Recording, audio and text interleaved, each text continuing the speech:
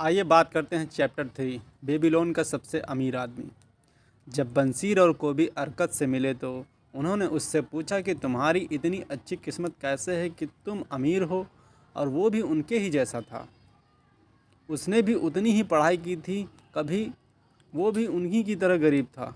उन दोनों ने शायद अरकत से ज़्यादा ही मेहनत की होगी, पर फिर भी अरकत पैसे वाला था। इस सवाल के जवाब में अरकत ने बताया कि एक बार उसने एक बहुत अमीर आदमी बदले में उसने उस अमीर आदमी से उसकी दौलत का राज पूछा।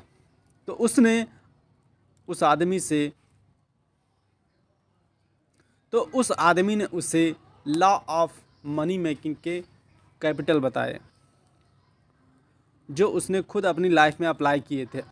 अरकत ने भी वही लॉ फॉलो किया और देखते ही देखते वो भी अमीर हो गया। पैसे के बारे में मनी सेविंग का फर्स्ट और सबसे बेसिक तरीका है ये कि अपनी अर्निंग का 10% अलग रख दें और जो 90% बचता है उसमें अपने खर्चे पूरे करने की कोशिश करें। और अगर इस बचे हुए 90% में से भी बचा सके तो बचा लें। खूब सारा पैसा जमा करना है तो दो ऐसे मोस्ट इम्पॉर्टेंट तरीके हैं जो आपको अप्लाई करने होंगे। पहला है टाइम और दूसरा है स्टडी। जब आप टाइम की बात करते हैं तो यह सबके पास होता है, मगर मुसीबत तो ये है कि कुछ लोग और भी गरीब बनने के लिए इस टाइम का मिस यूज करते हैं।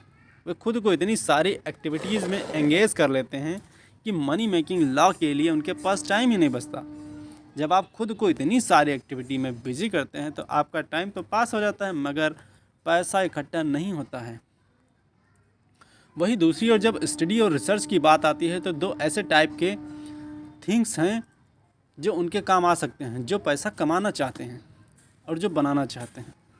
पहली तो एक स्पेसिफिक सब्जेक्ट के बारे में, और दूसरी कि इसे कैसे ढूंढें, जो कि ज़्यादातर लोगों को पता ही नहीं होता कि ये दोनों टाइप की लर्निंग होती भी हैं, वैल्यूएबल भी हैं, यूज़फुल भी हैं।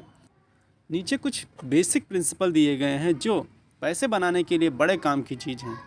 जो भी आप कमाएं उसमें से कम में गुजारा करने की आदत डाल लें।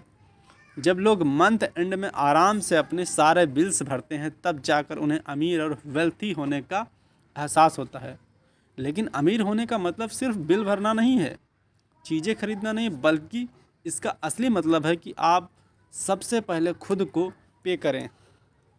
जी हाँ, आपने बिल्कुल सही सुना, सबसे पहले खुद को पैसे दें। हर मंथ जब आप बाकी बिल्स भरते हैं तो सबसे पहले खुद के लिए पैसे निकाल लें। अपनी अर्निंग का 10% खुद पे इन्वेस्ट करें। आपके फ्यूचर में ये काफ़ी हेल्प करेगा आपका। एक्चुअल में ये पैसे जोड़ने का बड़ा बेनिफिशियल तरीका है।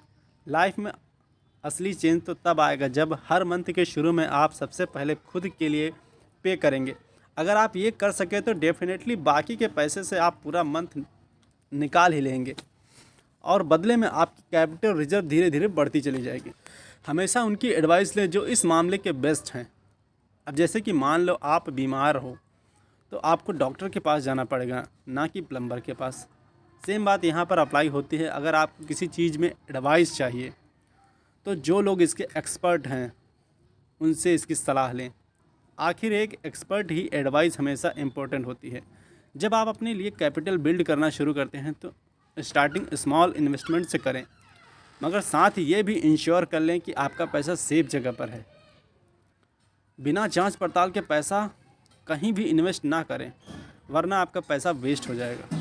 हमेशा याद रखें, इन्वेस्टमेंट जेन्युइन होनी चाहिए, इसलिए आपको इस मामले में केयरफुल होने की बहुत ज़रूरत है।